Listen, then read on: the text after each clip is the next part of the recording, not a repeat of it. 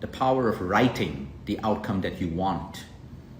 You see, when we get patients who come to us with cancer, they already come with a prognosis that some of them, you have 6 months to live, you have 3 years to live, you have 5 years to live, you have 2 years to live.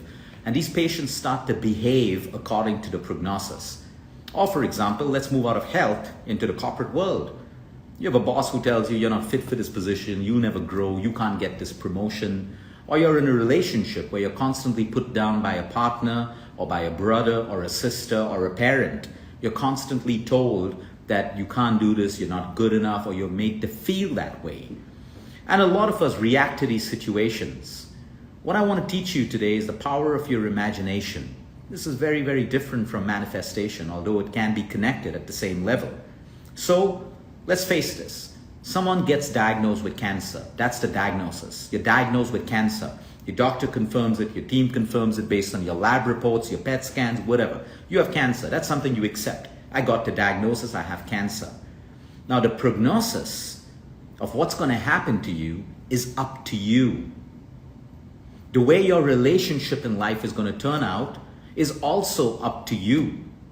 Who decides the outcome? It should always be first in your mind.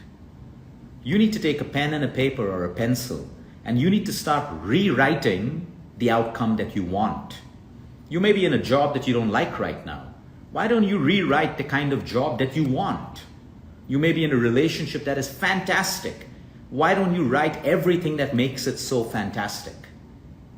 And if it's not fantastic, why don't you write how you want it to be? You see, the human mind will always focus on the negatives.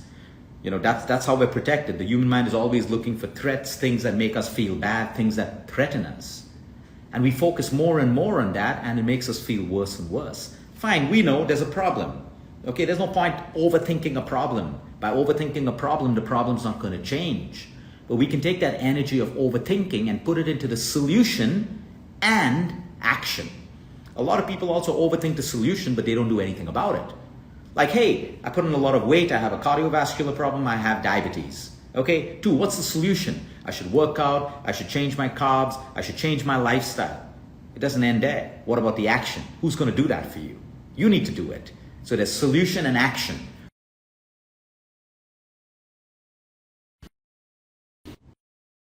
Change. You want to make a change in your health. Write the outcome of it. How do you want it to be? What is the outcome of health? What do you want? Someone says over here, I feel lonely. Okay, you feel lonely. Okay, how would your life be when you're not lonely? Write about it. Write about you not being lonely. But you're focusing only on your loneliness right now. Okay, what we need to understand is we have a problem and it's not our fault. The mind is trained that way to think about it more and more. But with mindfulness and awareness, we need to realize, okay, I feel lonely right now. Okay, what can I do? Maybe you don't have an answer right now, but can you write down what your life would be if you were not lonely? Start creating it in your mind first. That is the power of imagination. Imagination is such a powerful tool. Everything that you own today and you see outside in the world was created with imagination. The best building structures, the movie that you watch, it was all created first in someone's head. You have that same brain. But where is your imagination going? To the things you don't like? To the worst case scenarios? To the negative? Can I move that energy into imagining the best? But why don't we imagine the best? Because we don't feel we're worth it. Or we're scared of what if it doesn't happen? But what if it does happen? What if it does happen? So sometimes we look for our solutions on social media, in self-help books. That's all okay. That's all okay. But the point is, first, why don't you create what you want in your life, your relationship, with your disease, with your body, with your partner, with life? Why don't you create it on that piece of paper? Create it in your mind and write it down. Create it in your mind and write it down, and then read it and read it, add to it, delete from it. But you first need to build that blueprint of your recovery plan if you have a disease, your prevention plan if you're looking at not getting a disease, your education plan, your business plan. First, you create it. You create what you want and the outcome of how it should be. You're in a bad relationship right now. Okay, you're trying, it's not working. Why don't you write down what is a good relationship to you? A lot of people jump into relationships without knowing this. Before you jump into a relationship, you need to first see what a good relationship in your mind means to you. You need to commit to yourself before you commit to someone else. It's so important for us to do that. You know, we get job offers that sound all great, but do we even know what kind of job that we would truly want? Create it in your mind. And that is the power of imagination. One of the most powerful things that you can do. You could be a student right now, you could be one of my patients or another patient, doesn't matter. Tonight, have a journal or whatever, a piece of paper and pen, and you create the outcome of what you want in life, whether it's your health, relationship, family, job, business, whatever it is. You write the outcome that you want. It first has to come here. Otherwise, most people are influenced. They're not our outcomes that we want. They're what we see. Oh, I love that. I like this. I should be like this. I should dress like that. I should eat like this.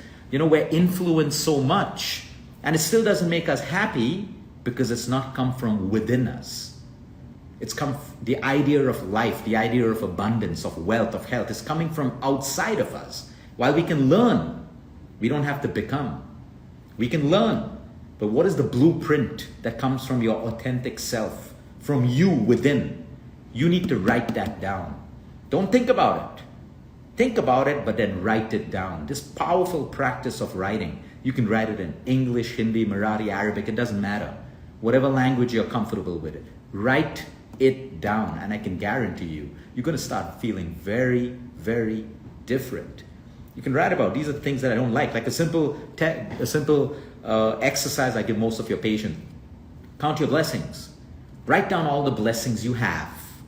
Then write down all the blessings that you want. And then don't forget to write all the blessings that you've received. What have I received? What do I want? What do I have? Present, past, and future tense. But a lot of us will only write about what we don't have or what we want. The power of writing is such a brilliant, brilliant exercise. It calms you down. It makes you feel good. It connects the mind, heart with that pen and paper. It's a beautiful way to vent your emotions, fix them, and be very clear about what you want in life, not what other people want. Are you becoming a product of social media? Is your every action and move based on what other people are doing? Or is it based on what you truly, truly want? How do you know this? Because you're doing everything, but you don't feel happy and fulfilled. Or maybe you're not doing anything that you see on social media, but you're doing everything that comes from your heart. It may not be much, but you feel happy and fulfilled. Have a great day, everyone.